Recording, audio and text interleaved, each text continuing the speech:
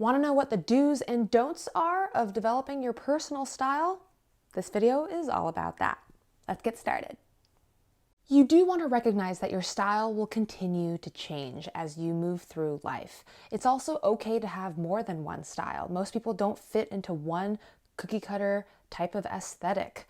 As your body changes, as your budget changes, as your lifestyle changes, so will your style. So don't get too hung up on one type of style because you will probably change, kind of like an Animorphs book cover. Don't totally cheap out on basics, but be frugal with them. And the reason why is that basics like t-shirts and jeans are so plentiful that the savvy consumer like you can take advantage of the price competition to get a really good deal on those things. You can go to Uniqlo, thrift shops, and if you find that an item is particularly useful, you can always upgrade that later. Save your money for things like outerwear and shoes because they make much more of an impact. Do focus on what you love and what brings you joy. I think the science of dressing for your body type is sometimes overstated. If you like it, own it. I know for a while I was stuck in this rut of, well, I have to get something that's flattering, that shows off my waist, but that can be kind of constricting. Not all clothes has to flatter your body in a classical way. But knowing your body type is good and understanding why something might look good on you, but not so good on someone else. Don't feel like you have to lock yourself into one style. If something makes you feel good, wear it. Style, after all, is a reflection of many different facets.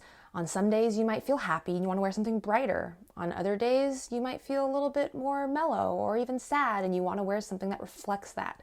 Style is this spectrum, it's this continuum, and you don't necessarily have to always be that girl who just wears bright clothes all the time because that is your style that you've chosen for yourself. You don't have to pigeonhole yourself into one type of style. Do use Pinterest, Instagram, Tumblr, the internet, magazine clippings to put together your mood board. There's so many free online tools that can help you put together an aesthetic that speaks to you. And the other tip is don't just post outfits or clothing. Look at art, cars, architecture, interior design, fabrics. There are so many things that go into personal style that aren't just clothes that can really help you hone your own personal taste. Don't just buy whatever's on clearance because it is cheap. Now, I've fallen victim to this many times myself personally. One of my favorite quotes is, "Every great wardrobe is built on a foundation of expensive mistakes." I previously would go out shopping and that dopamine hit from buying something, a little bit of that retail therapy would make me feel so good, but I didn't have much money, so I usually ended up shopping out of the $5 clearance bin.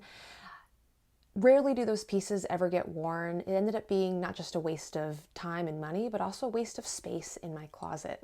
So nowadays, be very, very picky. It's gotta be a hell yes or a no. Do take risks with your outfits because you can always temper down an outfit by balancing it out with something that's muted or safe. For instance, if the boyfriend jeans and heels combo is a little too intense, you can always swap out the heels and just wear flats. Or if a really bright yellow skirt is a little outlandish, you can always tone it down with a simple black t-shirt or a jean jacket. There are ways to work within an outfit to make your risks be just something slightly out of the box that will make you feel comfortable, but still would be pushing the envelope for you. Now, the way that I was always taught to dress is if you wear something baggy on top, wear something form-fitting on the bottom. So if it's a huge oversized sweater, some tights or some skinny jeans on the bottom would help balance out your outfit. Opposite also applies. If I have really baggy pants or a wide leg, then I could probably get away with something more form-fitting on top. So there are ways to work with your outfit as a whole and different levers that you can pull to make it all work. Even if you're taking a risk, you can still be comfortable. Don't stress and don't rush it. Personal style is something that isn't built in a day. It's something that's built up over years. Wear what you like and don't worry too much about it. Thank you for watching my do's and don'ts. Just remember, if something doesn't look good on you, it's not your fault, it's not your body's fault, it's the clothes' fault.